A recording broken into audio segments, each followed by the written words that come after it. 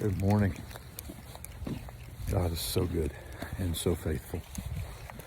You know, I've talked about it in the past. It's so important to not try to figure out how God's going to do it, because as soon as you figure it out, you've probably figured out how he's not going to.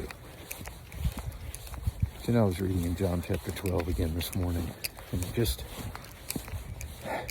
came to me looking at when Mary came and anointed Jesus' feet.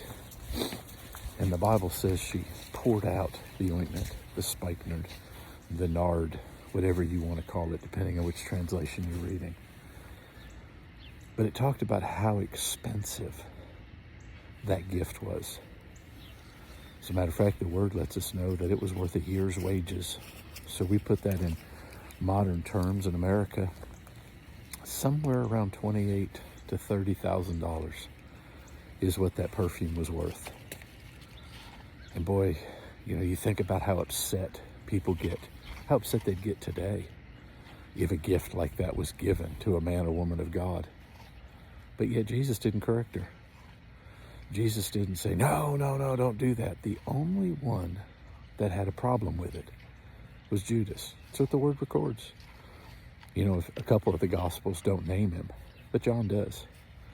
And as a matter of fact, John points out it not just that it was Judas, but that Judas was a thief.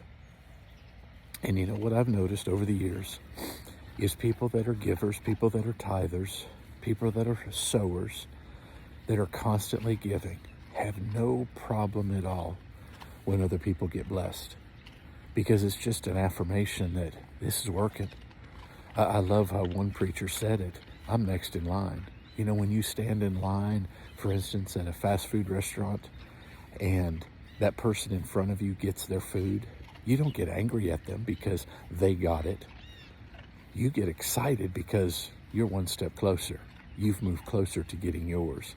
That's the attitude we need to keep. And what I've noticed, what I started to say is what I've noticed is the people who don't handle their money according to the word, the people that are stealing from God, get very angry at people that are blessed when they're doing what God says to do.